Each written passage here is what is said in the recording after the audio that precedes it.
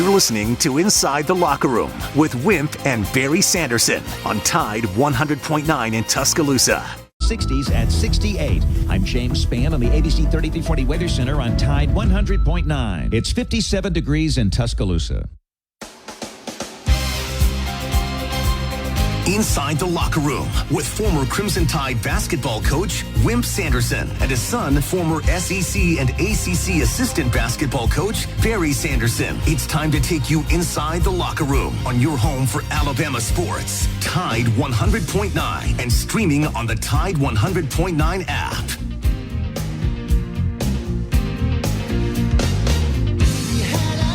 And good morning. Welcome into a Tuesday edition of Inside the Locker Room. 205-342-9904 is the phone number.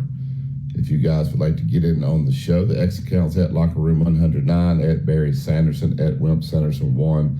And the email address for our show is wimpandbarry@yahoo.com. Download the Tide 100.9 app to your smartphone. We got a lot of app messages yesterday. You can app message there. I haven't figured out how to respond to you, but I will read it and respond over the air. And most of the people, just about all 100%, really agreed with me over the pathetic performance in one of the biggest games in Alabama history. Not biggest games in Alabama history, but with everything on the line. So we can continue to pick that up, or we can move forward and look at this Auburn game as it is coming right at us this Saturday at 2:30. I'm out of town. I'm up in Huntsville, so if my signal's not normal or whatever, I apologize. This morning we'll do the best we can. I'm in Montgomery, and Dad's in Birmingham, and Chase is in Tuscaloosa. So anyway, we got a little tournament up here. Did not play well yesterday, but have another opportunity today at noon. We want to thank Yellowwood pressure-treated pine from Great Southern. Always remember, guys, if it doesn't have that yellow tag on it, then you certainly don't want it. You're going to build a fence, a deck, a pergola. There's only one choice. Use Yellowwood. Go to yellowwood.com to find a dealer that is closest to you. Good morning, Chase. Good morning, Dad. How you guys doing this morning? We're doing okay. Kevin Skarbinski on the first hour, and we'll just talk the second hour, talk both hours, actually. I'm a little bit older than Barry and a lot of you guys who texted in. It was not the worst loss in the history of Alabama football. I'll always look to see how teams play. I've seen games down through my years that were certainly worse for Alabama football than that game the other day. Now, I just mean with everything on the line. What was on the line? Not the worst. Well, yeah. Okay, everybody can have their own opinion. That's what makes the world go round. I don't agree, but anyway. It's okay. Tonight, we'll have the next to last announcement of the so-called pairings of the 12. Should be 8 o'clock, I think, maybe 7 o'clock our time. We had two guests yesterday who said that they thought Alabama would continue to get in if they beat Auburn by a good margin. I don't know if they will or not. We'll see what happens there. Dante Lawson, the great linebacker at Alabama, really hurts Alabama's defense, is out for the year. Notre Dame moved into the top 4 in the prognostication deals, which is not always correct, but people like to talk, so that's where they are. The Big 12 has got a lot of tiebreakers, so I'm not about to try to go over that. We'll just see who comes out of the Big 12 when the final deal is done. It'll be after this week. Auburn was fined on the field. I don't know how much they fined, a couple $100,000, whatever it was, for running on the field after a win. I don't know how that kind of season why you run on the field, but I guess they were happy to get a win. A lot of teams are one win away from being bowl eligible. That doesn't mean a lot because the bowls are going to be hurt, just like Coach has said. The AP polls today came out and had Alabama 13th, so we'll see what happens there. Want to watch football? You can start tonight with Toledo and Akron, and Kent State and Buffalo. And on Thursday, you want to watch something on Thanksgiving Day, you can watch Memphis and Tulane. And then Friday, of course, Georgia Tech, and you have Mississippi State, Ole Miss. Check the times on those. Well, we invite your calls. I hope if you say some more about what didn't happen in the Alabama game, you're welcome to call in and say so. We've had a lot of callers, a lot of texts. I don't get them there. It gets them in the studio, and not quite there today. So anyway, people are disappointed, probably not going to the bowl. A lot of talk about whether Alabama would be going to a bowl if they don't get in. They're going, but where, I don't have any idea. I guess wherever they put them. So we welcome your calls, and that's all we got. Yeah. No, that's not all I got. It's not all I got. I'm very, very sorry. It's not all I have. I want to tell you about Maui last night very quickly because I kept up with all of it. Memphis beat UConn. Got that? Memphis beat Mike Davis, assistant coach over there. They beat UConn. Dan Hurley got mad about the officiating. I don't blame him. He said that in the press conference. That'll be a big fine. He went goofy over that. Memphis beat them 99-97 in overtime. Arkansas beat nobody. Maryland Eastern. Yeah. South Carolina got beat by Xavier. Auburn was behind the entire game, down 18 at one point in time. Just kept fighting back. Big guy had a pretty good night. Auburn tips one in at the buzzer to win it 83-81 against a very, very good Iowa State team. So Auburn's had two big wins, Houston and Iowa State. Iowa State, of course, is the first game of the Maui tournament. And then last night, this North Carolina team is not as good as it has been. I think Alabama will crack them. North Carolina beat Dayton last night 92-90. So in the Maui tournament, that was, pretty big deal. And outside of that, that's about it. I think Kentucky plays tonight. I want to watch them at 5:30 on ESPNU. And Alabama and Houston do play tonight. Got about that.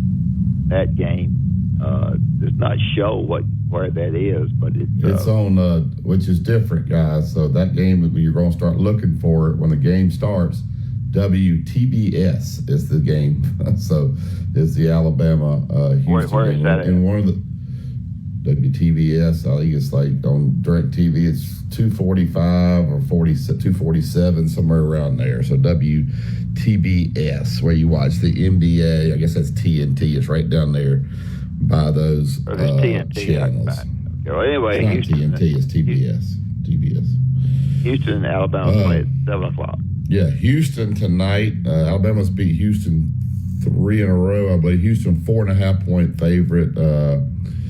Nate Oates called Houston the toughest team in college basketball, and their coach Kelvin Sampson, one of the best, if not the best, coach in college basketball. And I agree with you, Nate Oates. One other thing that I need to mention was that Auburn is playing North Carolina tonight in the Maui Classic, and that game will be at 10 o'clock.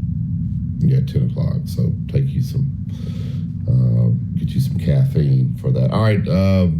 I tell you what, we got Tony and Philip holding. There's a lot of other things I wanted to get into, we'll get into it later. Auburn's freshman. I did not think Alabama. I was worried about Alabama being ready to play. Auburn's freshmen are trying to make sure Alabama are ready to play. They are flapping their gums and talking a lot. So if Alabama wasn't ready, I would think what Auburn freshmen are doing are going to help get Alabama ready. So if I'm Hugh Freeze, I get it. I'm old school, but if I'm Hugh Freeze, I really would rather those guys shut their mouth. But at this point, it is what it is, and they've done a lot of talking. Secondly, college football is an absolute mess with the calendar right now. Do you know, Dad, that they got to play Auburn this weekend? If they were to made it to Atlanta, what a week next week would be. They're not. I understand that. The signing date starts December the 4th. The SEC Championship's December the 5th. If you're in the playoffs and getting ready for a bowl, that starts immediately. And the transfer portal opens December the 9th. Could we pack more into one spot here to make it absolute? I mean, I don't even know what these guys spend their time on. Do you spend your time on the portal, signing day, your own football team? You got everything coming right there at you in like a 3 or 4 day period. That's what the general manager's for. Well, that's ridiculous. You got to try to retain the players you got, sign a new class, and then go hit the portal. And I would think that running back room is going to have some guys run into the portal unless they can really do some job of convincing them, because these guys did not get the ball at all this year. But I want to take the break and get to Tony. Tony's always a great call. Phillips holding. We'll take the quick break, and we'll come back and we'll get to those guys before we get to Kevin Scarpinski. 2-Man Truck out 1330 Martin Road East. That's where you go pick up your boxes, your packing supplies, whatever you need to make this a smooth move. It's local, out of town, out of state, no problem. Give them a call today. They'll take great care of you and your stuff. 205-247-5050. That is 2 Men in a Truck, movers who care. Here's what's trending on the Tuscaloosa thread. Good Monday morning. 2 more Habitat for Humanity homes are being made available in Tuscaloosa. These will honor Nick and Terry Sabin, who have been very active in the Habitat for Humanity program. The dedication ceremony will take place in Milestone Circle at 10 a.m. The new owners will be moving in before Christmas Day. Click TuscaloosaThread.com for more local news, sports, and weather coverage all throughout the day. It's absolutely free. Don Hartley, Town Square Media, Tuscaloosa. Tide 100.9 traffic. Tuscaloosa traffic now from the Townsend Nissan Traffic Center. It has been a light Tuesday thus far. Let's keep this going, folks. So we're looking good around the area. You're going to slow down just a wee bit on McFarland Boulevard, both east and westbound at Academy Drive, Rolling Wood. Now, I see that's just intersection delays. So, hey. Or drop out to help their family put food on the table. You can help change their future in a single moment. See how far your support can go at unbound.org. Road tripping, business travel, or bringing your car in for repairs. All great reasons to rent a Toyota at Tuscaloosa Toyota. You can rent the latest Toyota models for a day, a week, or a weekend. Every Toyota rental-car comes with 24 hours roadside assistance and serve in West Alabama. If they don't have what you're looking for on the lot, they'll find it for you. Check out the complete inventory at MercedesofTuscaloosa.com. Roll Tide. Tide 100.9 Tuscaloosa weather. The sky becoming mostly sunny today, cooler, the high at 60. Clear tonight, the low at 40. Tomorrow, partly sunny during the day, then rain and a few thunderstorms coming in here tomorrow night. The high tomorrow afternoon in the upper 60s at 68. I'm James Spann on the ABC 3340 Weather Center on Tide 100.9. It's 57 degrees in Tuscaloosa. Want to know what's going on with the Crimson Tide? Download the Tide 100.9 app today.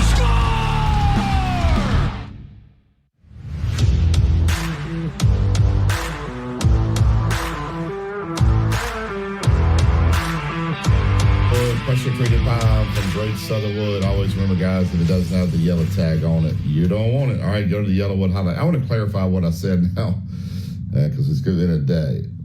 Not the worst loss in Alabama history.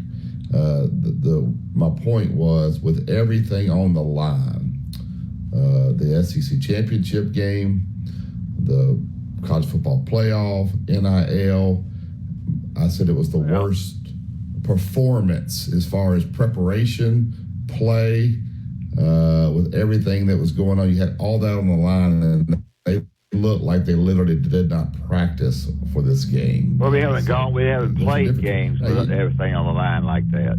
They had everything on the line because we haven't had that kind of line down the years. When you lost to Auburn in the kick six, they played hard that day, effort. So I'm not comparing those games to when you had all this on the line. Well, I mean, they've had championships and opportunities on the line to win a championship. If you're playing for a championship, they just did not look prepared to me. All right, get to the Yellowwood Hotline and bring Tony in. Good morning, Tony. Hey, Tony. Good morning, gentlemen. Barry, I agree with you. And Coach Anderson, I think it's not the worst loss points-wise. But, guys, y'all, Barry, you know this, and Coach, you probably do too. We lost to a team that was full of second and third stringers starting, who's had a quarterback that's been playing musical chairs all year, who was missing 3 out of 5 linemen, missing all 6 wide receivers, and they didn't just beat Alabama, they pummeled us up and down the field. It's because we were not mentally or physically ready to play. We have our quarterback throw a pick six and try some sort of a stalker slide tackle, which he wasn't even close to getting the guy down on, he would have never, ever seen the field after that play, ever. And I don't care if it caused a divide in the locker room. Every person on that team has to see that in the film, see it on ESPN during the game or whatever. How can you defend that? There's no defending that. You're the one that threw the interception. You can't go make a play to try to make a tackle, to try to at least hold him to 3. It's one thing to hit the kid and to slide off of him. He didn't even try. There was no effort there. And he's supposed to be a captain or whatever the case may be. That's garbage. And I do think it's the worst. It's the worst loss of my adult life. And I'm not saying point-wise, but we're the better team. We're the more talented team. We had everything to play for. Everybody knew it was a 2-game season. You had all this stuff on the line, and we're going to go to a team that is literally limping into the game with a week off, and they use Vanderbilt's offense and Tennessee's defense, and we couldn't recover? Well, so the other team didn't play hard and play well? They did play hard, Coach, but it shouldn't matter. It shouldn't matter how hard they played. I get it. If you go to, when Tua was in the title game, we went to the title game with Tua. Clemson was a good football team. That's why you can't compare scores in sports. No, but everybody says that was a worse loss. It's not a worse loss. They were a better football team. Sometimes the better team does lose, but right. Coach, this is the second time this year we have played a team that is. All right. Let me ask you this: so that if that's the case, what do you and Barry say, especially what you're saying now, or what would you do as athletic director? Oh, I would sit him down and say, look, we can't, number one, I hired you to do a job, do a job. Number two, you can't lose to Auburn. You can't. They're not a better football team than Alabama. And if it comes down, Coach, to the other team playing hard, do you think Alabama played hard Saturday night? No. Then that's a problem. When they were standing over there and all the receivers just had on jerseys and no pads, and they weren't even playing, so they were so one-dimensional, you knew what the quarterback was going to do. Right. Why, Dad, why are you defending this? What happened? I'm not defending this, but I certainly think that Oklahoma deserves some credit regardless of how. Sure. Well, they do. They do. They absolutely do. And evidently, Barry Switzer. I think I look at coaches, and I think the coaches got themselves ready. They were so darn good defensively; it was unbelievable. Yep. Tackles at Alabama couldn't do anything. Well, and Coach, I also think Alabama has such good momentum going into that game. Our defense has played well the last 3 games. Offense has done well the last 3 games. It just threw up a huge question mark as why was the effort so low? Why were we not ready to play? And I'm going to tell you, Coach Sanderson said something yesterday, Barry, and he's right on. About the second or third play of the game when Milroe tried a little quarterback sweep and he tries his little tippy toe, I really don't want to take contact. That linebacker hit him in the mouth, and it may have shut him down the rest of that game. But, guys, I've been saying it all year. Y'all can take a beat I don't care. Jalen Milroe is timid. He does not like getting hit. He shies away from contact. It's just a fact. When you can get north to south and all you do is see a lane, there might be a linebacker there or coming that way, man, duck your shoulder and go to the lane, go north-south. He runs east-west and takes the loss. Slides down, runs out of bounds.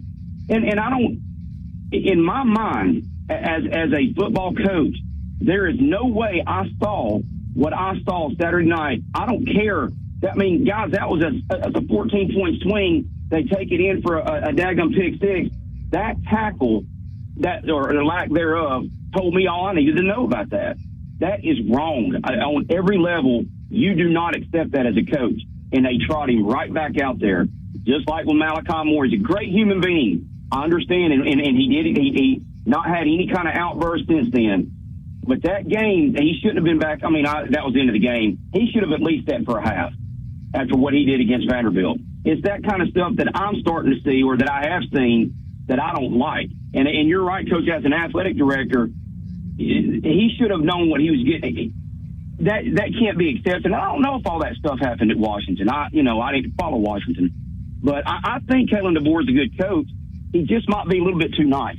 And the only time you seen really having a meltdown's over the officials. Why didn't he have a meltdown on Jalen Milroe on the lack of the tackle?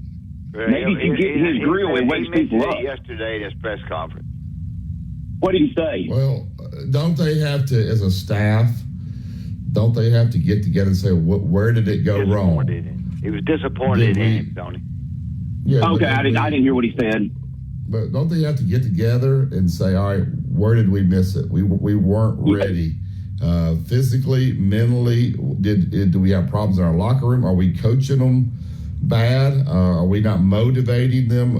Do we have cancer on our team? Don't they have to find out that why this happened so it never happens again? Do. But the most important thing for both of you is that the head coach has got to get the assistant coaches where they're a little bit scared of him. That if That's exactly right, Coach. When they go knock on when I was coaching, they go knock on my door. They gonna knock on my door and come in, and I'm gonna tell them what I want them to tell them. And I don't think he's tough enough with his assistant coaches. I'm gonna tell you right now, the defensive line at Oklahoma knocked Alabama's offensive people naked. They absolutely did. Yep. That's one place they weren't injured. Now, everybody knew their defense was good. I did. But so is Auburn's, y'all. Auburn's a better football team than Oklahoma. Auburn's obviously hungry. They're talking all that noise. But in my opinion, Coach is exactly right with the assistant coaches. Something's got to happen because it's now the second, to me, inexcusable loss that we've had on the year where we have been told as a fan base and as just lookers on that we had a really good week of practice leading into the game. Okay, well, if that's the case, something's happening Saturday morning going into the game. Because like you said, Barry, they didn't practice. Yeah, I'm not like a lot of the other Alabama fans, so I don't think this talent level is as great as all the other Alabama fan thinks it is. But and you're right. Yeah. You're right about that, but it's still better than Oklahoma's second and third string. Hey, Tony. Yes, sir. When you hang up tonight, text me your blue plate. I can't find one. Uh-oh. Yeah. Well, yeah. Well, good luck, Coach. I'll talk to y'all later this week. Hey, if I don't, though, y'all have a really good Thanksgiving. Thank you. Thank you, Tony. Good call. Good call. Thank you. Yeah. So, all right, let's get back to the Yellowwood hotline. Get Philip in. Good morning, Philip. Morning. Good morning. Well, good morning, Bear. All right, buddy.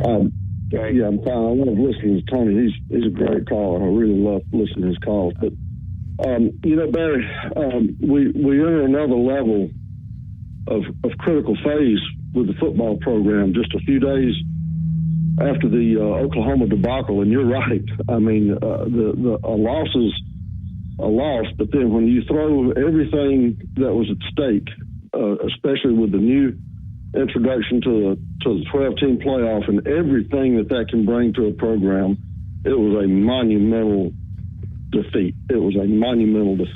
So now, also Philip, when you lose and you're losing now, and then here we go December the 4th, and these guys are going to start signing, and December the 9th, you have guys getting in the portal at Alabama and all over the country. And so right now, it's kind of a bad taste in everybody's mouth. So the timing of that is not great either, with recruits coming in and recruits going out.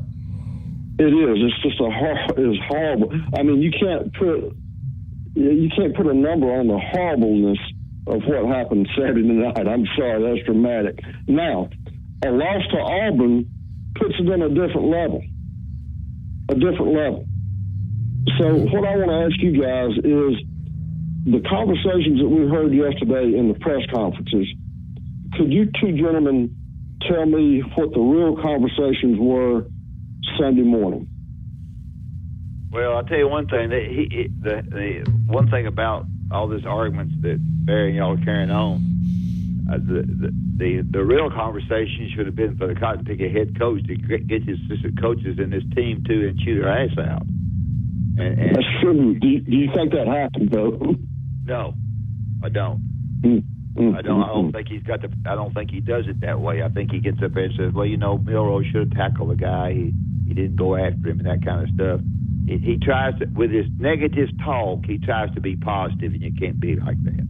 Barry, what do you think? I don't think it happened to the level that we would want it to happen to be quite honest with you. And I think these kids, I think they got something wrong in the locker room there. I don't know what it is. I don't know, but I'm sure the running back room is probably not real happy with the lack of carries that they get, So and then the receiving core. I mean, we don't really spread the ball around a lot. So and these kids are all looking at their numbers. They're all trying to get to the end. So I think they've got some problems there. Now they played great against. What you can't figure out is they played great against LSU, and then you come out and have a performance like that. So why do you have all the do have peaks to and understand valleys? now. They read all that stuff about everybody being down and out. They look over on the sideline as they warm up, and the guys are not even in their pads. And you're an 18, 19, 20-year-old kid, whatever you are. You're not really excited about getting. You're in a hurry to get back to your girlfriend in Tuscaloosa. But isn't that the coach's job to make sure that doesn't happen? That's right. It's you got to do it before. You got to be ready before you see that on the sideline. You got to be ready to play. Now, I know you guys won't be on the air Thursday, and I'm assuming you won't be on the air Friday. And yeah, we're on Friday. No, we'll be on Friday, not Thursday. Okay, you're on Friday. Wow. Okay, good. Well, I hope I get a chance to listen Friday, but if I don't, I hope this week you guys will talk about what happens. What's the feeling going forward if Alabama can win? I want to ask you this, Philip, because you change a lot and you do a good job, but you change some. I do too. So I'm not belittling you. If Alabama wins the game by 19 to 20 points, are they in the 12? That's a great question, Coach. I'm kind of like Barry. I can't see it. No. I can't see it because of what other teams may do. I don't think it's all about Alabama now. I think it's about what other teams can accomplish between now and the time they pick the real 12 teams. Sure. I don't see any scenario where they should be in the 12. Now, they may get in there. I don't see it. Thank you, Philip. We got to get to Kevin. Appreciate you, sir. Yeah, thank you.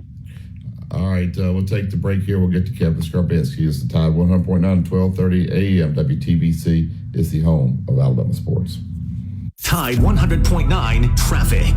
Tuscaloosa traffic now from the Townsend Nissan Traffic Center. It has been a light Tuesday thus far. Let's keep this going, folks. So we're looking good around the area. You're going to slow down just a wee bit on McFarland Boulevard, both east and westbound at Academy Drive, Rollingwood. Now, I see that's just intersection delays. So, hey, no big deal for that. Enjoy free shipping to your home on purchases over $25. Your new Academy Sports and Outdoor store is located at 4610 U.S. Highway 280 in Birmingham. Two-time state champion and two-time NIT champion, Barry Sanderson breaks down the latest in sports on Inside the Locker Room on Tide 100.9.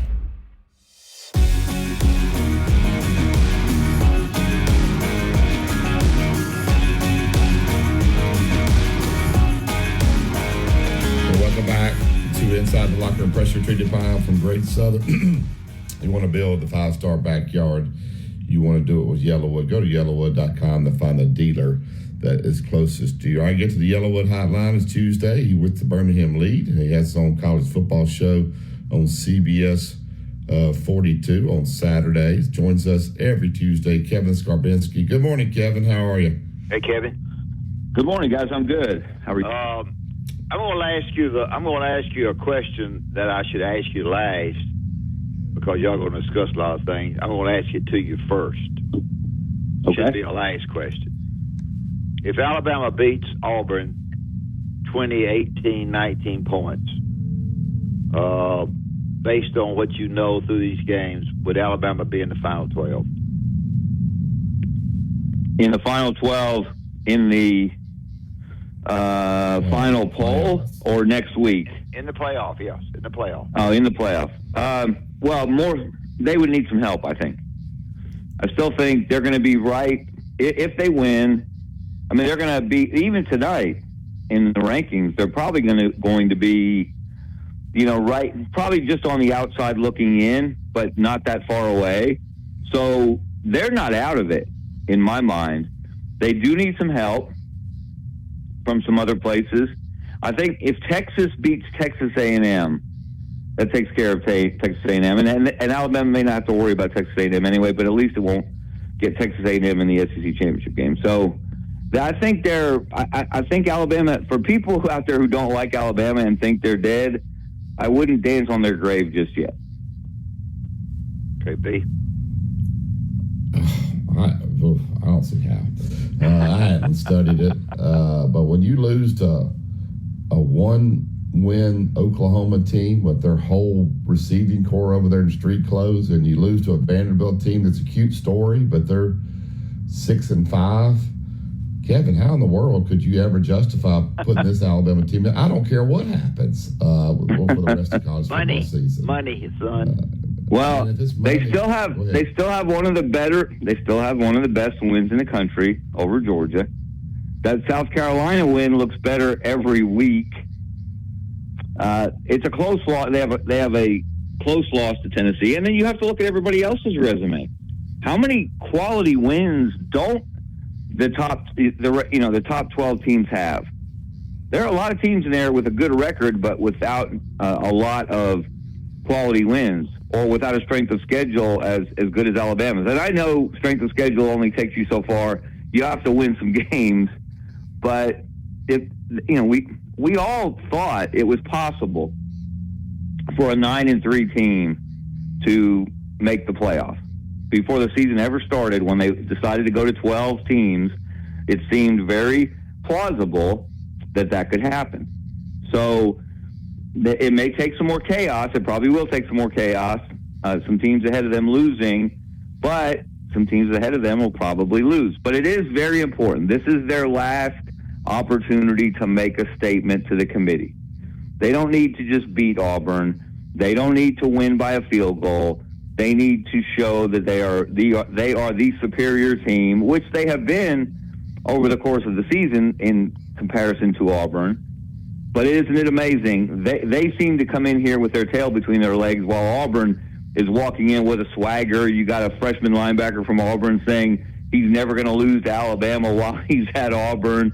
His grandmother chimed in on Twitter as well, said he said what he said and he meant what he said. So they're feeling really good about themselves, which is amazing considering they're now 1-7 against ranked teams in 2 years under Hugh Freeze. All right, Kevin, I'm going to give you the question I've been giving everybody. With everything on the line, the playoffs, the SEC championship, really NIL money probably as well,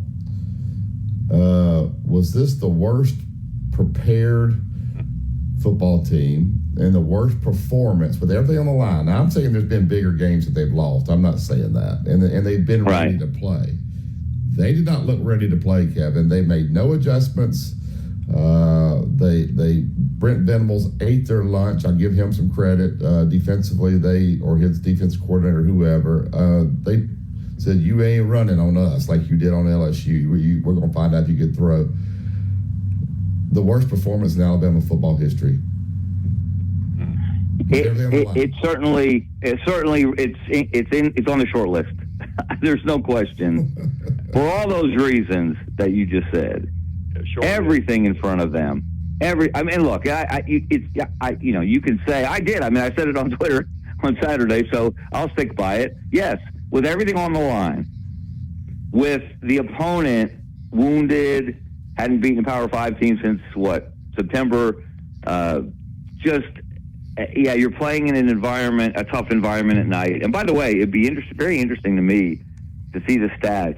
And this is where scheduling plays a part, scheduling within the scheduling, but not just who you play and where you play, but when you play. Night games in the SEC have become absolutely insane with the light shows and drones and music. It's unbelievable. It seems like it's a harder environment to walk into an SEC stadium at night and win. Look at Texas A&M and Auburn. and Alabama, Oklahoma. But that's still no excuse. Alabama should have won the game, and they didn't seem prepared for what Oklahoma was going to do. They didn't seem to adjust to what Oklahoma was doing to them. And there were so many, everybody wants to come down on Jalen Milroe, and he played poorly, and there's no excuse for that failure to even really attempt the tackle on the pick six. I don't know what happened there. But guys were dropping passes. You know, I mean, come on. I mean, there was a lot of blame to go around, but it starts with the head coach and it starts with the coaching staff and the coordinators. They did a very, very poor job, and it's disturbing because Kalen DeBoer's had one of the best, even still with that loss, he's had one of the best years of any first-year Alabama coach. They win Saturday, he'll be the first one to win 9 in his first year in Tuscaloosa since Frank Thomas. So, which shows me that it's difficult. It's an adjustment to coach Alabama football because it is a different beast. But that's still no excuse for what happened Saturday. What does that with Jalen Milroe threw the pick and ran over there and just kind of flopped out of bounds? What does that say, Kevin? I mean, is he hurt? Well, they have denied that. And he has not looked right for a good part of this season to me physically, and they continue. And I don't have any solid contrary information that says they're wrong. But just watching him play, something's off. Now he was never a great passer, but guys, think about this: in SEC games, they played at 7 SEC games. He has thrown 5 touchdown passes and 9 interceptions. He's -4 in touchdown to interception ratio in conference games. He was +11 in touchdown to interception ratio in conference games last year, which included the SEC championship game. So I don't know what's missing. I don't know if Kalen DeBoer is really missing his offensive coordinator more than anyone expected from Washington, who of course went to the was going to come to Alabama, and then got a job with the Seahawks instead in the NFL. You know, was he kind of the, not that he was the genius behind Kalen DeBoer, but was he so integral to what they did that they miss him terribly? I mean, this offense looks discombobulated. And this isn't the first time it's looked discombobulated. This was the worst example. So, but I don't know. But Jalen Milroe, something just, I don't know what it is. But he's such a good team. This is what everyone says because it's true. He's such a good teammate. And what does that say to your teammates? If you knock that, well, you just push the guy out of bounds. If you push him out of bounds, you give your defense a chance against a very mediocre offense to at least hold them to a field goal, which would make a big difference, which would give you some momentum. So, I don't know. Only Jalen Milroe can truly answer the question of what happened in that situation. But he's got to play more like the Jalen Milroe of the Georgia game and the LSU game to not give Auburn any hope of pulling an upset in the late in the third, early in the fourth quarter. Yeah. Deb? How would you handle that as the AD? As the AD? Yeah. Well, you're not handling Jalen Milroe as the AD. No. Well, I'm not sure what you're asking me. How would you handle the staff or your head coach as the AD? Pardon me. Well, this is where in the off season, now you wouldn't have these conversations with Nick Saban because he was established. He had proven he knew how to make coaching changes when guys got better jobs, or it was just suggested to them that they would be better off coaching elsewhere. He usually had somebody lined up, although, as we've said before, the last, 3, 4, 5 years, the Alabama staffs have not been as good as they were when you had Kirby Smart coordinating your defense, or Jeremy Pruitt coordinating your defense, or Lane Kiffin and Steve Sarkisian calling plays. There are only so many of those elite coordinators to go around. So this is a situation where I would imagine, and I would be surprised if this conversation didn't happen, that Greg Byrne and Kalen DeBoer sit down after the season, talk about what went right, what went wrong, how do you fix it, how do you improve it, how do you avoid making some of these same mistakes. Because I would be surprised based on performance only, if that entire staff comes back intact. Does Kalen DeBoer, and you don't know the answer to this, understand how big this game is on Saturday, or is he like Avery Johnson? He's going to have to be here a little bit and lose a few to figure it out. Well, I'm sure. Yeah. You better. Avery Johnson did not know, Kevin. I guess I did. Well, yeah, but you'd been there a few years before you became the head coach. You had 20 years of experience and then your entire life in the state to understand. That's why I don't care who you are. I don't care how much success you've had before you get there. You don't understand this rivalry until you are a part of it. And you don't really understand the rivalry until you start to lose or things go wrong, and then you lose this game in particular. That's when you fully understand it. And adding on to this, Auburn has not won in Tuscaloosa, and it hasn't been particularly close since 2010, since Cam Newton delivered one of the most amazing performances I've ever seen. In a stadium, guys, I've said this since that day, I've never been in a stadium where more people wanted to crush not only the opposing team, but one player in particular more than the Alabama fan base wanted to crush Cam Newton in Auburn. And the way Auburn came back from that 24-0 deficit, it was one of the most amazing things I've ever seen. But since then, these games have not even been close in Tuscaloosa. Alabama has crushed Auburn consistently every other year. However, in the entire history, they played 14 Iron Bowls in Tuscaloosa. The score is 7-7. Each team's won 7. Nick Saban is the only Alabama coach who has won an Iron Bowl in Tuscaloosa. How about that for a fun fact? So, all of that said, Kalen DeBoer, if he doesn't, look, he's far too smart not to know intellectually what this game means. But viscerally, in your gut, you don't really understand it, I believe, until you lose it. You do not. You're exactly right. All right. Next question, Kevin. This might be a story for you, right? I don't, at one point, Jalen Milroe, and I don't want to pick on Jalen Milroe. It's not pick on Jalen, but he was up for the Heisman, going to go to New York.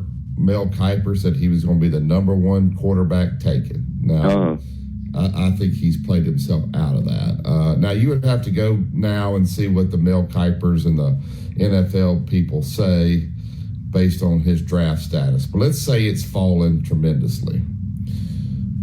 Do you, if you're his agent, his dad, and his close people, one, advise him, you're a redshirt junior.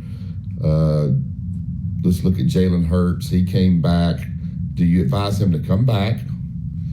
And then two, if he comes back, does he stay at Alabama or does he go somewhere else to finish up his last year of college football?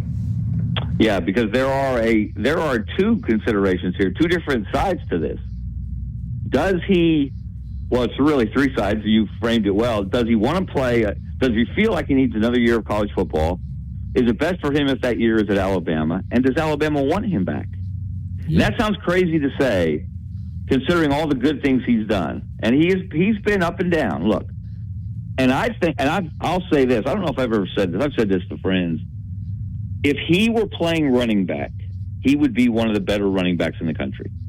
I fully believe that. And I hate to say he should. At this point, he's not changing positions, I'm guessing, but there's a lot of different factors there. And you have to really wonder, when you look at the success that Kalen DeBoer had at Washington with Michael Penix Jr., he was a very different quarterback than Jalen Milroe. He was a far more of a pure drop-back passer with great touch on the ball. He did not have Jalen Milroe's physical skills. He couldn't run like Jalen Milroe. Very few quarterbacks can, and a lot of running backs can't. He just had a knack. He was more of a traditional quarterback. Jalen Milroe's more of a modern quarterback, a guy who can beat you with his legs or his arm. So I don't know. That's going to be fascinating to watch. If chaos doesn't happen, and Alabama doesn't get in the playoff, there are going to be some long, hard, serious conversations going on with Jalen Milroe and his family and his camp, and then with Kalen DeBoer as well.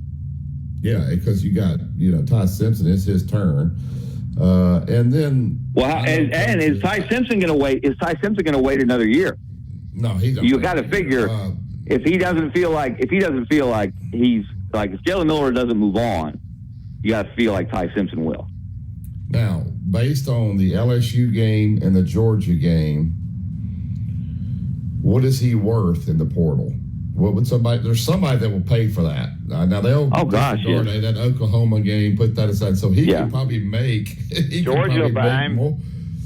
probably make more next year in college football than wherever he's going to be drafted. So what's he worth in the open market as well? Because somebody is going to pay for that just based on hoping that they get that guy for every game, Kevin. Oh gosh, yeah. Georgia, Brian. I was going to joke and say he'd be great running the option for Navy or Army. However, he's not a great he's not a great read option quarterback. He doesn't make great decisions when it comes to keeping or pitching. And they don't run a lot of that. But he doesn't seem to have that innate instinct of knowing when to keep, when to pitch. And a lot of his runs are designed runs. They're not option decisions. But yes, he will be if he's in the portal, holy cow, he will be very popular. Because what his ceiling, what his plus is. I mean, what he's capable of doing. And that includes throwing the ball. We've seen him. I mean, look, guys, all you got, go back to that play with that bizarre penalty call. He's rolling against Oklahoma. He's rolling to his right. He's very close to being under duress. Well, he's already under duress because he's had to roll out of the pocket. And here comes the pressure. It's fourth down. He throws an absolute dime, 50 yards in the air, in an exact place where Ryan Williams can make a really ridiculous catch as well. I mean, there are very few quarterbacks that can do that kind of thing. And he's done it. He's done it enough that it's not luck when it happens. It's skill. So, yes, he will be very popular, and that's a factor. This is where coaches are right when they complain about the current system and how much more difficult it is to be a coach now, that you have to deal with, that you didn't have to deal with before, at least not publicly, at least not above board. What would he be worth, Kevin, to Hugh Freeze? Now, wait a second now. Hold on a second. I laughed, but Hugh Freeze loves a quarterback like that, right? Hold on a second now. Hugh Freeze wants to throw the ball. Okay. Go back and look at his quarterbacks. Chad Kelly. They could run. Bo Wallace. But they were not great runners. Malik Willis, even at Liberty, who transferred there from Auburn, probably one of Gus Malzahn's biggest mistakes, although he wouldn't have gotten, if he had leaned on him, he wouldn't have had Bo Nix. But Hugh Freeze is not he's not Gus Malzahn in terms of running that offense. Very similar offenses, but Gus was more run first, run heavy. Hugh Freeze wants to throw the ball. And how many times this year have people said, me included, does he realize Jarquez Hunter is in the backfield? Jarquez Hunter is probably the most underutilized, really good back in the country. And so I'm not sure that Jalen Milroe would fit Hugh Freeze's offense. Hugh Freeze would have to make some adjustments, and I'm not sure that's exactly the kind of quarterback that he wants. I think he wants a guy who's more of a thrower. That's why how many times have we said, why is he putting these games in Peyton Thorne's hands rather than on Jarquez Hunter's hands? I don't know if I'm on this show or not, but Georgia would take him. A lot of people take him. A lot of people, yes. And the real point there is, Wimp, good programs, Power 4 programs, SEC programs would take Jalen Milroe in a heartbeat. No doubt. Next year. And Hugh Freeze might be one of them. Although, imagine, look at all the... He needs a quarterback. It would break the internet if Jalen Milroe went to Auburn. Look at the reaction to Aiden Holloway, who was an okay... I mean, he's a good player, but he hasn't accomplished what Jalen Milroe's accomplished. by not even close. And look at there's still every Alabama game, every time he misses a shot, Auburn fans are all over him on Twitter. I can't even imagine if Jalen Milroe took the train in reverse and went to Auburn, what it would be like for him next year. Now, I think he's strong enough mentally to handle it, but man, that would be one of the most unbelievable, maybe the most unbelievable stories in Iron Ball history if he did that. Do they have anybody at Auburn that's capable of writing that check? Never mind. We won't discuss that. No, you don't. You might know somebody that fits that category. Yeah. Kevin, tell everybody where they can find you. Yes. Best thing to do is follow me on Twitter /X at Kevin Skarbinski. Follow my columns in the Birmingham Lead, my Saturday show with Scott Griffin, CBS Sports, CBS College Football Saturday, 6:30. Actually, this week, guys, 2 shows.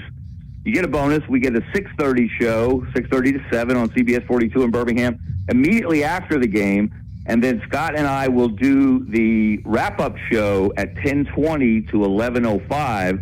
So we'll have even more time. We'll be able to digest a little more what happened, what it means. And so we'll have a lot of fun. I hope people will tune in for that. Kevin, here's another story for you. What do you spend your time on right now if you're a football coach?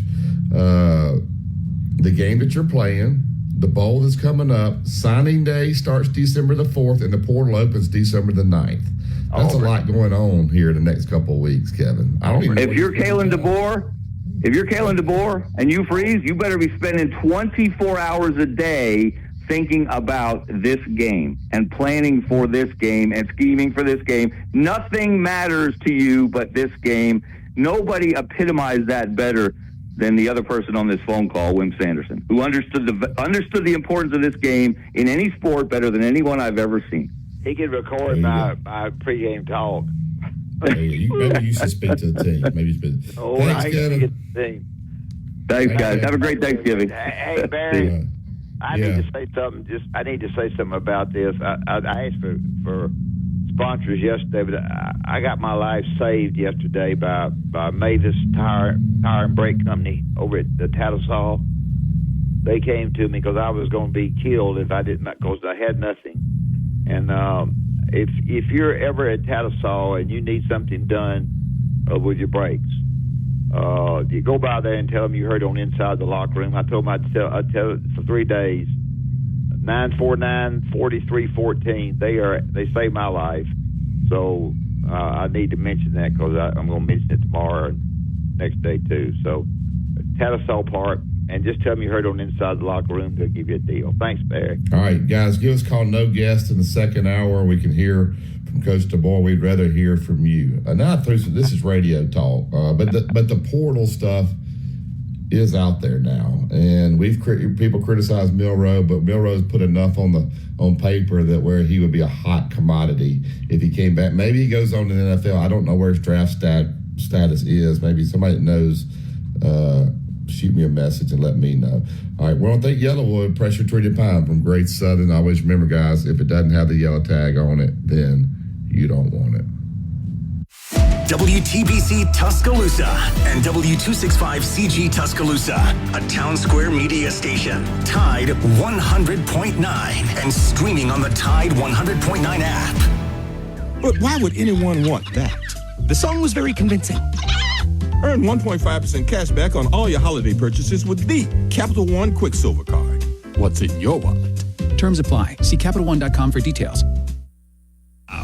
Here's a taste of something that you missed from the Doug Gottlieb Show. Ready? I could be wrong, but I think I speak for everyone in saying something super, super cliche. Right? And the thing you really guard against in this profession is being cliche. So I try to never be cliche. I try to never say the obvious, Captain Obvious thing. And I also have tried to remove, at least on some level, the emotion of the moment. Anyway. Now, I'm sure there's people at Brown Stadium that didn't enjoy it because they were cold, or maybe because they were Steeler fans, or maybe a Steeler fan was like, yeah, but the visuals, awesome. Tide 100.9 traffic. Tuscaloosa traffic now from the Townsend Nissan Traffic Center inside Prime Time Tuesday at that now. So we're not doing so bad, but we do have a couple of areas that have started to pick up the volume. And 2059 moving in that southwest direction just past 359. You do have a bit of a slow up. And by the way, this is just before Joe Malish. Your house ready for the magic of the season. And there's free shipping when you spend $35. Save more on gifts with Black Friday deals. Happier holidays from Target. Restrictions apply. Inside the locker room with former Crimson Tide basketball coach Wimp Sanderson and his son, former SEC and ACC assistant basketball coach Barry Sanderson. It's time to take you inside the locker room on your home for Alabama sports. Tide 100.9 and streaming on the Tide 100.9 app.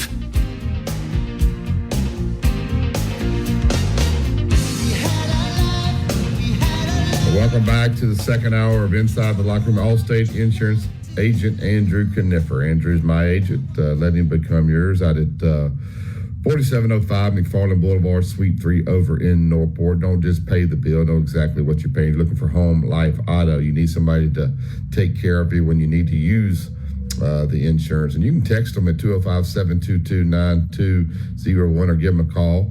They can get you a quote and send it right over to you. Andrew Kniffer, Allstate Insurance. All right, the phone lines are open, 205-342-9904. If you want to jump in on the phone call with us this morning, we do have an app message that came in during the break, and I'm trying to pull it up right here. Let's see. It says, if we want Milroe to the portal, and I'm not saying I want Milroe to the portal, that's up to them. I was just saying whether he decides whether to come back or not. I think he probably can, with the NIL money now, you can probably make as much if you're not a first-round draft pick staying in college. He said, since he is supposed to be such a great teammate, how many guys would go with him? So, and it's all speculation. That's just me talking, but he does get a lot of negativity, Dad, and he may need to come back.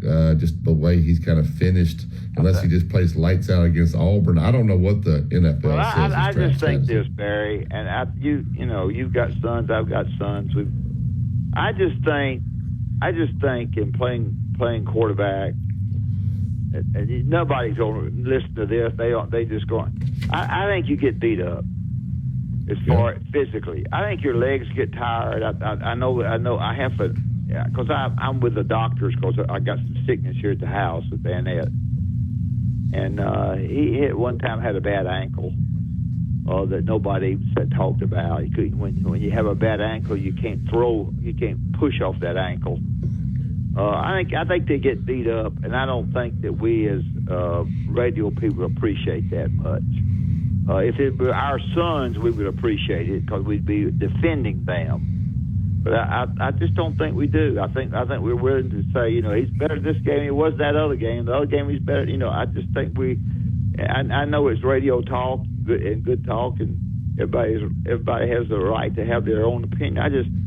Boy, quarterbacks get beat up. Yeah, I mean, he is getting beat up a little bit. And, as they always say, the cliche, you get too much credit when you win, too much flack when you lose. But with that being said, I'm saying the guy's worth millions of dollars in the portal. So, I'm not totally, I think he has a skill set that people would pay for. And so that's everybody else's son looks at him differently than Alabama people do. Georgia would take him in a heartbeat. I don't know what Georgia may have some other guys coming in as quarterback, but they're scared of it. They think he's really good. They would probably Bobo can really coach offense, and he'd have him doing different things. So I just think that the more you look at him from having to play him, you like him a lot. The more you're an Alabama fan, you compare him to what he did good 2 games ago. The people listen to that. That's what happens to us. Yeah. Whatever now, he did. If I was a defensive coordinator, he'd scare me to death. That's right. He's going to have that. He's going to have that LSU game. Now, I would love to be the fly on the wall at the Mal Moore building, though, with Nick Sheridan and the offensive staff. What do they think? Do they say, Nick Sheridan? We got these young guys here. We can't bring him back now. We'll lose all these guys. So they're going to think a little bit differently because they got guys sitting there waiting to play, and they got to decide if this is what happens. And this is just me talking. All right, we got to get to the Yellowwood hotline. We'll go all the way out to Texas, and we'll get Cowboy in. Good morning, Cowboy. Cowboy. How you doing, Barry and Coach? We're good, man. How are you? Doing all right? We're okay. I'm all right. We're just stirring it up a little bit I'm just stirring it up a little bit this morning, Cowboy. Yeah. I was up there in Norman Saturday. It's a little strange that my son and I went to this nice pizza restaurant, Othello's. Barry Switzer hangs out in there, they told me. I think somebody had told me he likes to go there before I went there. Went to Oklahoma. That's what they said. Hey, hang out nowhere. Go ahead. There's pictures of him. There's pictures of him all on the wall. But that means he's eating free. There you go.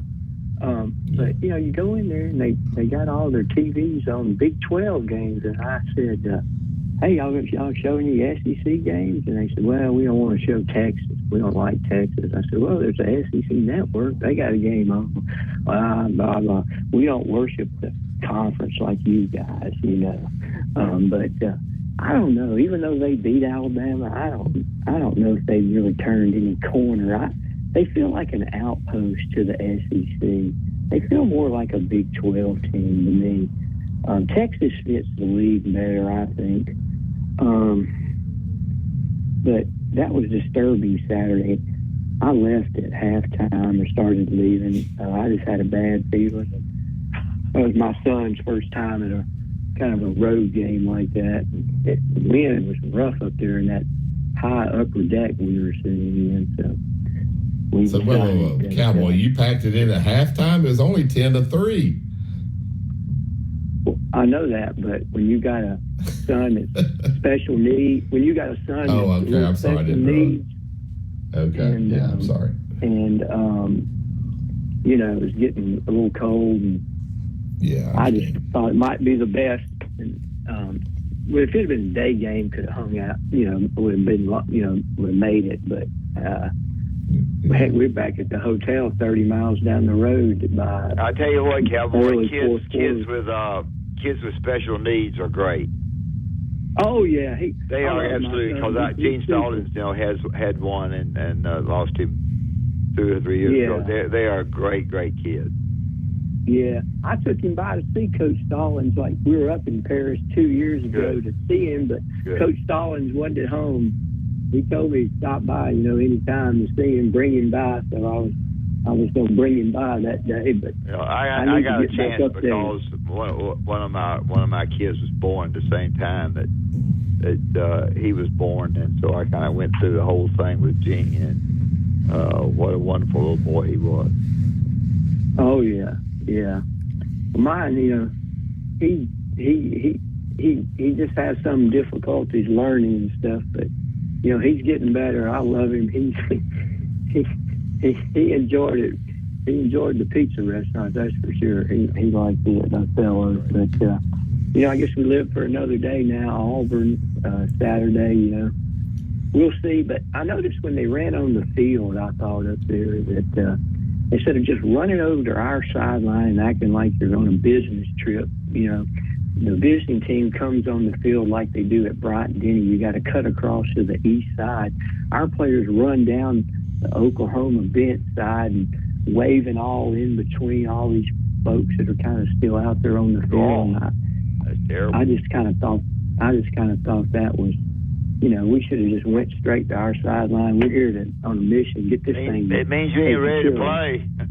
That's what I thought. You worry about the wrong thing. You worry about the wrong things when you do that, Cowboy. Right. I just see a lot of severe discipline issues in the team, and I don't know. This thing Saturday might break out into, if they act and do things like they do, we might see some fights Saturday in the game. I don't know. What do y'all think? Well, I was worried about Alabama being ready to play. I know that sounds crazy, but I think Auburn's helping it with the way they're talking. So I think what Barry says is the key. I think Barry, being ready to play and knowing that what the Auburn game means to the Alabama people by the head coach and assistant coaches, they don't have time to catch on after a year. They need to know it the very first time they play them. And being ready to play is going to be darn big. And Barry's right. Auburn is dumb enough to keep bragging about what they're going to do. It helps some. Yeah, I'm surprised they're running their mouth like they are. They'll just be quiet, slip in the back door, I would think. But, hey, whatever. Yeah. I was noticed something in some highlights. Why is Greg Byrne always on the field in these melees? And he was in the middle of them trying to get Jalen Mueller off the field. Seems like, he's down there in the middle of all these rush the field melees. I wonder what's going on. Because he hired the head coach. So he's just overly protective. He's overly protective of the head coach, I guess. I guess he knew it was coming. Whatever they're trying to do to keep these fans off the field, it's not working. Every game, the SEC seems like every weekend there's people going on the field. So I don't know if they. Well, here's what's happened. I'm Barry and Coach. I'm old school, I guess, kind of maybe like you guys. Here's what's happened. You got the Instagram warm ups where the players come out there in t-shirts and shorts with their phone, and they take pictures of that. Then they go back in the locker room and get the pads on, come out for that warm up. We've got a brand building warm up where you're out there in your t-shirts and shorts and your phone. They do that in basketball now. I don't like it. Yeah, I don't like it either. When I go out, I want to go out one time, and I want to start getting ready. So. Right. What? I'm trying to figure out what started all this. It's just kind of become a clown show, you know? Yeah. Every team does. Anyway. Yeah. All right, guys. Thanks, man. We'll see what happens Saturday. Thank you, Cowboy. All right, we'll go ahead and take the break here. We get back. We got Digger holding, so don't go, Digger. We want to make sure you give you plenty of time to say what you got to say. You listen to Tide 100.9. It's the home of Alabama sports. Tide 100.9 traffic. Tuscaloosa traffic now from the Townsend Nissan Traffic Center. Same song, different verse on this Tuesday morning. We've been moving nice and smooth. Hopefully this is going to be a light week all week for your Thanksgiving. So looking inside the construction zones, you have no worries on 2059 eastbound between Joe Malisham and 69 and Place to be. Visit us now to save big and discover why so many are switching to BMW. BMW of Tuscaloosa. Take your dreams for a drive. Crimson Tide Today is presented on Tide 100.9 WTBC 1230 by BMW of Tuscaloosa. Online at bmwoftuscaloosa.com.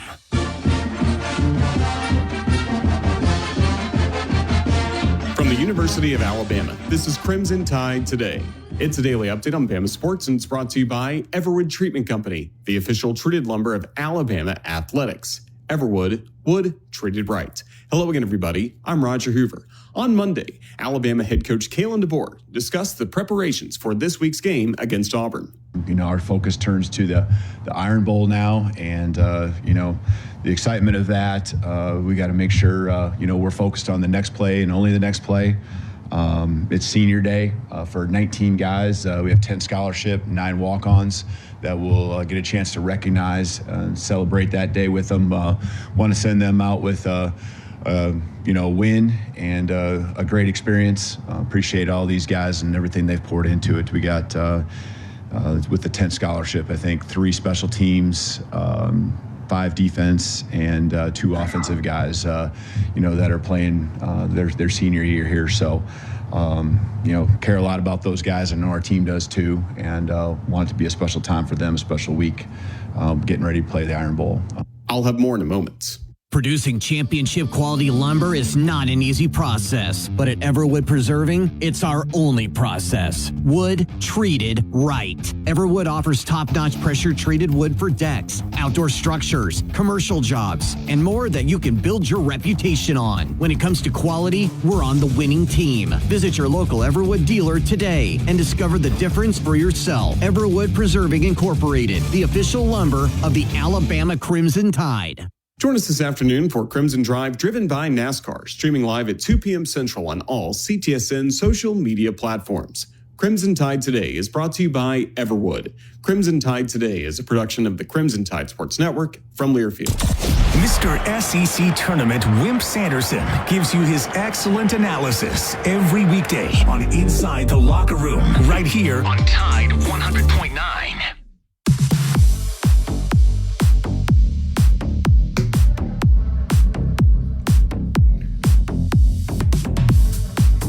Welcome back to Inside the Locker Room. Go to TuscaloosaToyota.com. You're looking to purchase a new vehicle, a pre-owned vehicle.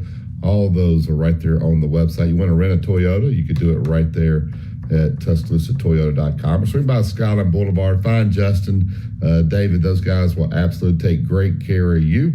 Great deals out at Tuscaloosa Toyota, by far the best dealership in the Tuscaloosa area. So get by there today and tell them that Wimp and Barry sent you. All right, let's get to the Tuscaloosa Toyota hotline and get Digger into the show. Good morning, Digger. Hey, guys. How you doing? Let me go ahead and talk you off the ledge here. Okay. Milrose gone. He's going to go on the draft. What is his status right now, draft status? What? His draft status? I mean, where would he be drafted? Doesn't matter. I mean, if you're going to be drafted in the top 3 rounds, it's not feasible for you to stay. Period. You'll make more money.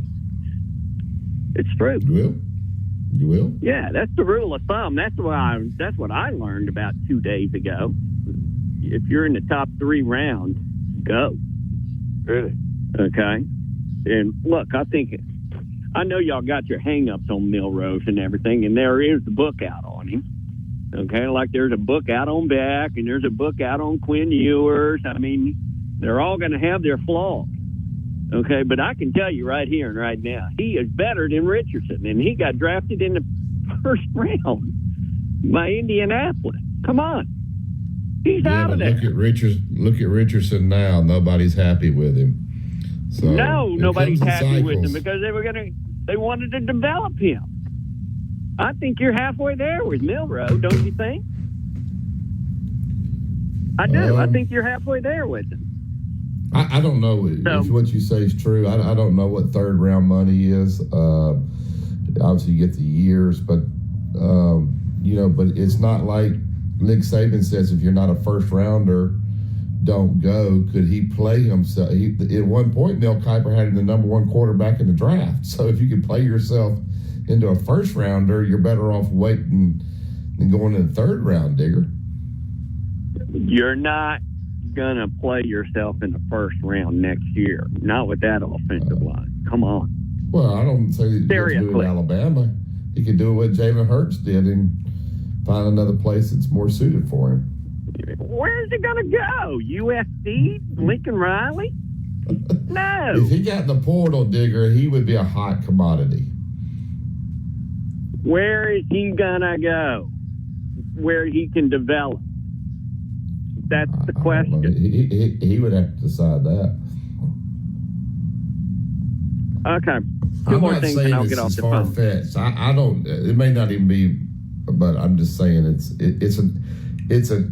with the NIL and him being a junior, he has that option. Is what I'm saying. It's a $10 million package if you're in the first 3 rounds. Bottom line. Okay. Because you're getting guaranteed money up front. But if you're no NIL out there is going to cover you unless you're getting something from Ellison in Michigan, the CEO and chairman of the board of Oracle. Okay, you think he's going to Michigan? I don't think so. So There's more people out there in Michigan. Miami needs a quarterback. You think they'll take him? I don't know. I have no idea. Go ahead. What else you got, Digger? Okay, real quick. Okay, Oklahoma. This is nothing more than an underestimation of a renegade program like Oklahoma. You thought you were ready for them. I promise you. You thought you were ready for them. Okay? And they showed you. Okay? You give that program a gun, they'll hold up a liquor store. That's how bad they are. You know? Yeah. I'm being dead serious. Come on. They do that all the time in the Big 12. And this is why. If you lose to Texas in the middle of the year, they need a victory to hang on so they can keep their recruits. And they had a perfect opportunity to take out Alabama. And, buddy, let me tell you, it wasn't even close. They were ready. They had 2 weeks to prepare for you. Okay? I don't even think it would have mattered. Okay? And the bottom line here, one more thing. Do you have $1,079 on hand? Do I have $1,079 on hand? Yeah. Yeah. You do? Yeah. Good. That means you can buy a ticket to the Texas A&M game. That's your average price. It's the record. Texas and Georgia was $700. Georgia and Alabama was $650. $1,079 for an average ticket. That's $10.5 million in that stadium before concession. Who wins that game? Oh, that's your blue plate, buddy. Well, I can say with confidence for the first time this year, I think Texas will cover. It's under 7, Wimp. What's the line? It's under 7. It said 6.5. You think Texas will go? Texas has got my fanny beat on Arkansas. What you talking about? What did he do last week? Did you see that 15-play, 8-minute? Every play was a running play against Kentucky to close out that game. Yes. Texas by 10 with confidence. Thank you, Digger. I'll let you go. You've spoken. Kentucky ain't no good. Kentucky ain't no good. All right, Kentucky's terrible. All right, let's get back to the Yellowwood Hotline. Go all the way to Northport, Alabama. Get Joe in. Good morning, Joe. Hey, Joe. Hey, Barry. Hey, Wimp. Just 2 or 3 quick things about football, then I want to talk some basketball. Okay, Venables has put 2 big losses on Alabama. Barry, can you tell me what the other one was in the national championship game? Yeah, you can tell me. Clemson and Santa Clara. The game was over in the third quarter, so he put one on Saban too. The other thing, Barry, when you look at those rankings tonight, think about this. December the 20th and the 21st is Friday and Saturday, the weekend before Christmas. It's going to be tough. You're going to be competing with Christmas parties, holiday weekend, before the holidays. I mean, you got to put some teams in there that people want to watch. Don't forget that. And you're just adamant that Alabama won't get in. So we'll see how that I'll be honest with you, Joe. I'm adamant they don't deserve to be in, but I haven't studied it close enough to find out the scenarios and where they'll be ranked tonight. I would think they're pretty good. But Barry, what will they be tonight? What will they be tonight, Joe? What will it be? What Alabama? Will they be ranked? Yeah, they will be no lower than 13. Now, on the eye test, and I know you're going to say Alabama beat them, whatever. Is Alabama more deserving than South Carolina if South Carolina beats Clemson? Yes. Because more people will watch the Georgia. And Wimp said it early, Barry. It's about the money. And let me say this about the points that earlier about Alabama coaches. And if he wins, he'll have the record for the first-year coach. And let me tell you this, Wimp can testify to this. his schedule is twice as hard as all them other guys' schedules when they were playing. Some of those guys didn't play, but when Mike Shula was going out, what did Nick Saban really inherit? What did Ray Perkins leave behind? Like these, it's not Mike the same. Shula recruits a pretty good player. I mean, but I'm saying Nick Saban had this thing. No, it's not a Lamborghini, but it's pretty darn good. He handed over a pretty good. Hey, look, we're about to run out of time. Did I hear y'all say earlier that Mike Davis is at Memphis? Is that what y'all said? Yeah. Well, that's great. Wimp, I'm glad you told me. I did not have. I lost my old phone, and I don't even have his number anymore. Yeah. So I don't have any way of getting a hold of him. Wimp, North Carolina has had 2 great comebacks this year. Yeah, North Carolina, not the North Carolina. They may be at home when Alabama goes over there, but North Carolina. Let me say this: North Carolina is an easier game for Alabama than Duke will be for Auburn in the ACC playoff game. Duke will be Auburn naked. That may be true, but they've had a great comeback at Kansas. I actually quit watching that game, and the next morning I was blown away that they had put that thing to the end. Yeah, and then last night they were down 20 on the neutral floor. But look, here's my question for y'all today. Are y'all surprised that the line is 4.5 tonight on the neutral floor? What do you think? It should be a pickle? I can't. I'm just surprised. Who's your favorite tonight? Houston. Let me ask you this before you answer that. We have to score 80 tonight to win the game. You agree? At least 80. I'm not sure about that. I'd say I don't agree because the defense that Houston plays.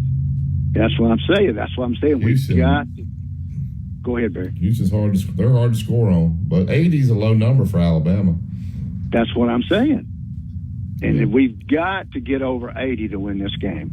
Okay. You agree? All right. I would think you'd be right at it. All right. Here's a question for you that one of our great listeners from Gulf Shores emailed me, Joe, and if Auburn beats Alabama in Tuscaloosa, will Auburn fans storm the field? And then he laughed and said, will they fine Alabama? What if the opposing team's fans storm your field? Do you still get fined? I'm sure you do. Can y'all believe that Auburn stormed the field against A&M and Oklahoma? That's stupid. Against that was stupid. Yes. It just shows they've been starving for a win down there. They're starving. Do you see all the toilet paper? Oklahoma did it, and then Auburn. I don't, man. It's just times have changed so much. Everything's changed. It's unreal. It has. I cannot believe it. But Wimp, you're right. It's about the money. So we're gonna find out tonight. Because man, you could have some awful games that Friday night. Those two. Well, games. we just some way or another decided that number 3 is a loser in the 12. If you lose Joe, 3 games, you're out. I don't know. I'm disappointed in you, Joe, that you're not calling up disappointed in Dad. I don't know if you heard the first hour or yesterday's show. But he is defending this Alabama football team. His coaching staff. But I'm just appalled that what if his team played like that with everything on the line on Saturday? But he's defending it. We practiced after the game. I think Alabama football should have So Joe, right there when you said times have changed, they've changed with him too. He's defending what they did. Barry, I was the second caller yesterday, and I agreed with it. You don't remember that? I agreed on everything he said. You're agreeing with him. That's pathetic. Y'all have blown this game so far. That's why I brought up the Clemson game, the national championship. We were then you're more like Ricky.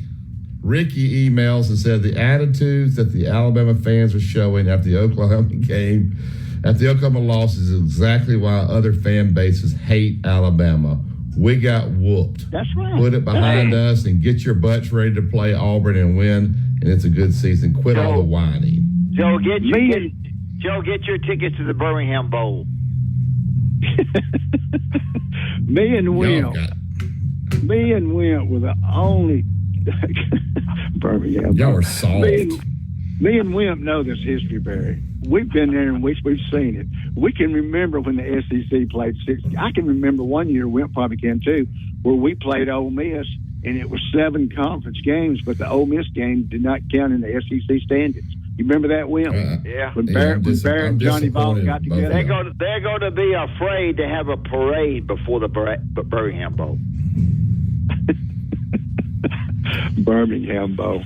I don't know where he got. So the guy was dribbling down and he was going to dunk, and the Alabama player, when he was good, he just got out of the way and let him dunk. That's what Milroe did.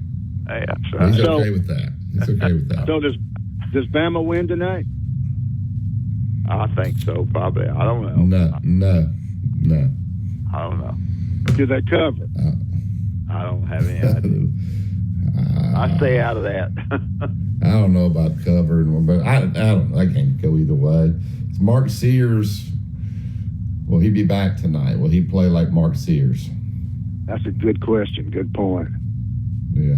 So we'll see. Thank you. Hey, you see where our boy? Side he won't. You got to get on his left side. Yeah. You see where our boy from Mobile got SEC Freshman of the Week? He's a stud. He is. He is playing, man. He has no fear at all. No fear. And he's having fun out there. And Auburn hasn't committed. Mm-hmm. So did Kansas. So, Barry, you drove all the way to Montgomery to play Austin Decatur and get beat 12, huh? No, I'm in Huntsville. Oh, it's in Huntsville. I thought you said you were in Montgomery a while ago. No. Okay. So y'all playing up at Van Bron? Y'all playing in that big Huntsville City? No, we're playing over it. It's not it. We're playing it over at Scottsboro Bob Jones High School. No, they played it last year at Bob Jones, but it's it's over at Scottsboro. So who have you got tonight? Today. I'll tell you who's very good. East Limestone, who you probably don't even know anything about from Athens. Hey, I do, Barry. They are very good. You ain't got to tell me high school basketball, East Limestone. Man, they used to be in the state tournament when it was 8 teams all the time, just about. All the time. All right, Joe. Thank you, sir. Thank y'all. All right, let's talk about Bryant Bank, and then I'm at Sparkman. I'm not at, I don't know why I said Scottsboro. I'm at Sparkman High School, Joe. All right, let's talk about Bryant Bank before we get to break. 4 locations in Birmingham. 4 locations, more 4 locations in Birmingham. 4 locations for sure in Tuscaloosa throughout the state of Alabama. Bryant Bank is the very, very best. You go to Bryant Bank, go to somebody that's going to do a good job for you. They're going to help you. They're going to do everything they possibly can. They're going to be sure that you can bank online. They're going to be darn sure that your money is safe. They're going to do everything they can be sure that you're satisfied with what they try to do. So go by Bryant Bank, visit with them, tell them what they heard on the inside of the locker room. And I hope that when you go by there and use your Mavis, M-A-V-I-S, brakes at Tennessee. That's it. All right, we'll take this break, and then we'll come back. Open the lines 205-342-9904. Listen to Tide 100.9 and 1230 AM WTBC is the home of Alabama sports. Tide 100.9 traffic. Tuscaloosa traffic now from the Townsend Nissan Traffic Center. Not too shabby in the neighborhood right now. Now, that doesn't mean we don't have a few slow goes here and there. So inside the construction zone, if you're traveling on 2059 in the southwest direction, you do want to watch out for slow goes, which is, it's actually just before Joe Malisham Parkway. And so it's got a pretty good delay. Focus 50 Plus is holding a donation drive for items to help seniors enjoy the holiday season. Log on to focus50plus.org. Road tripping, business travel, or bringing your car in for repairs. All great reasons to rent a Toyota at Tuscaloosa Toyota. You can rent the latest Toyota models for a day, a week, or a weekend. Every Toyota rental car comes with 24 hours roadside. Is the place to be. Visit us now to save big and discover why so many are switching to BMW. BMW of Tuscaloosa. Take your dreams for a drive. Tide 100.9 Tuscaloosa weather. The sky becoming mostly sunny today. Cooler, the high at 60. Clear tonight, the low at 40. Tomorrow, partly sunny during the day. Then rain and a few thunderstorms coming in here tomorrow night. The high tomorrow afternoon in the upper 60s at 68. I'm James Spann on the ABC 3340 Weather Center on Tide 100.9. It's 55 degrees in Tuscaloosa. The best station in the state, breaking down Alabama sports. Tide 100.9 and streaming on the Tide 100.9 app.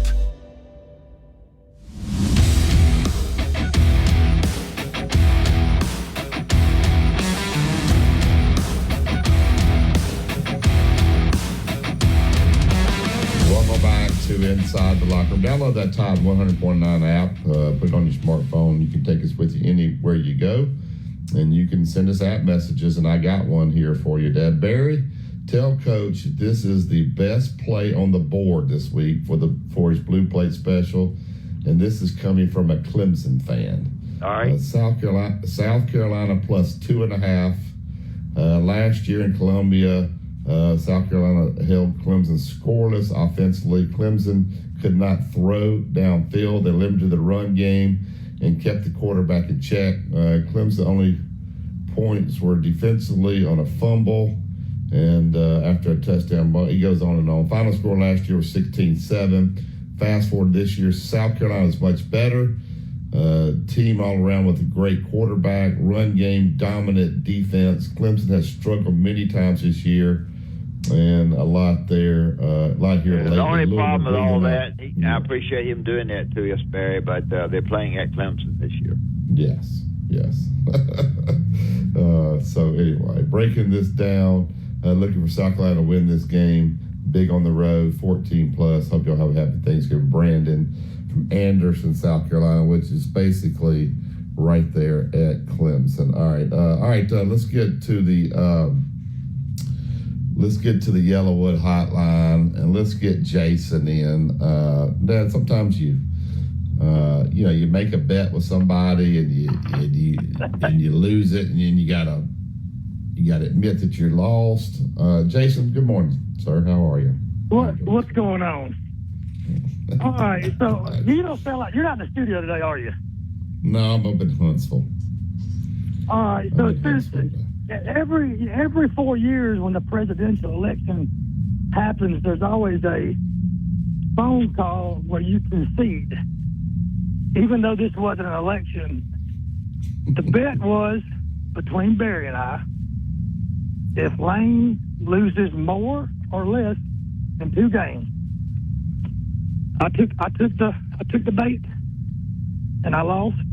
And starting in January of 2025 to 2026, Barry will receive free, as I hate to say the word free, lawn service for a year. Now, I'm a man of my word.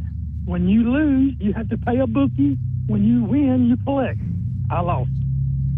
And I'm man enough to call in on air and say that. Why do we have to wait until January? Dad, he's waiting until January because he said he wants all the leaves to fall first. Well, his yard ain't that big anyway. Yeah. No, I ain't got nothing but a front yard. Don't miss my area by the pool area there. Don't miss that little area there. The reason we're going to wait after the holidays is because I don't want your wife or someone calling saying one of the inflatables doesn't work anymore. Yeah, you're right about that. We got too many Matter of fact, if you'll come steal those inflatables, we'll call it even, and you don't have to pay the bet. She got more. We have nowhere to store all those inflatables. So, but anyway, Lane Kiffin's got to kick field goals, Jason. He always does this. He's got to kick field goals when you got it down. Yeah, and looking back on it, which hindsight's 2020. The Kentucky game is what killed me on that bet. Yeah. But anyway, look. So I know you have some issues with your mom and Wimp's wife. So at the end of the day, we all joke and have fun on air. Football is football, sports is sports. But family is family, and I hope y'all have the best Thanksgiving that you can this year. I'll be busy tomorrow, but family is a lot more important than any sport out there. Yeah, it's a tough time. I just want you to know it's a tough time for.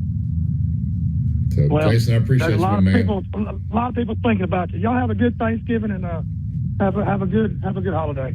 Thank you. Thank you. Thank you. All right, we'll go ahead and take this last break, and then we'll come back and wrap up the show. We can squeeze in one more phone call if you guys want to dial us up, 205-342-9904. I didn't, when Florida won, I didn't even mention it to Jason at all. Well, I did maybe send him a couple of Gator chomps, but he said, don't even text me right now. I'm so mad. And I just sent him a little emoji of a Gator chomp. You listen to Tide 100.9, 1230 AM WTBC. It's the home of Alabama sports. Tide 100.9 traffic. Tuscaloosa traffic now from the Townsend Nissan Traffic Center. Not too shabby in the neighborhood right now. Now, that doesn't mean we don't have a few slow goes here and there. So inside the construction zone, if you're traveling on 2059 in the southwest direction, you do want to watch out for slow goes, which is, it's actually just before Joe Malisham Parkway. And so it's got a pretty good delay. Free shipping to your home on purchases over $25. Your new Academy Sports and Outdoor store is located at 4610 U.S. Highway 280 in Birmingham. Tide 100.9 Tuscaloosa weather. The sky becoming mostly sunny today. Cooler, the high at 60. Clear tonight, the low at 40. Tomorrow, partly sunny during the day. Then rain and a few thunderstorms coming in here tomorrow night. The high tomorrow afternoon in the upper 60s at 68. I'm James Spann on the ABC 3340 Weather Center on Tide 100.9. It's 55 degrees in Tuscaloosa.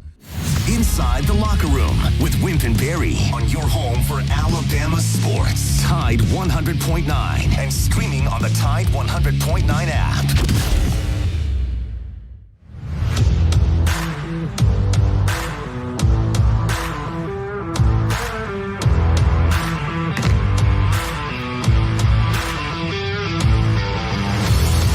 Welcome back to Inside the Locker. Before we go, I do want to say now, I am pro coach. And so, I think Kalen DeBoer, I hope he and his staff can, that's part of what coaching is. You got to figure out what went wrong and make adjustments. Not that they can't do that. And I think he's a very good guy.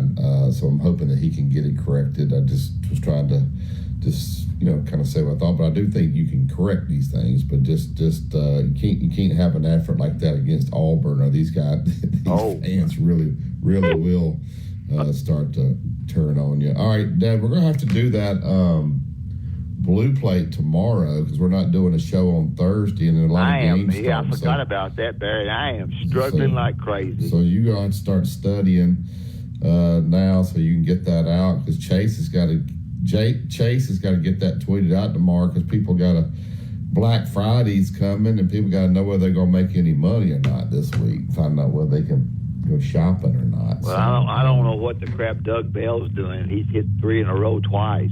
6, yeah, he's 6-0 last 2 weeks. Yeah, I mean, he's a genius. Yeah, he's a genius. So we'll see. I don't know. I have to go back and look at Doug's picks. I did hear. I just can't. I'm sitting here with Max Howell, Max, and Doug Bell, and Kevin Skarbinski, and all three of them think Alabama's going to be in the top 12. They ain't in the top 12. I hadn't studied. We'll see what. Let the rankings come out tonight, then I'll study it. We'll see where they land them tonight, and then I'll study it a little more. All right, that's it for today's show. We're going to get out of here.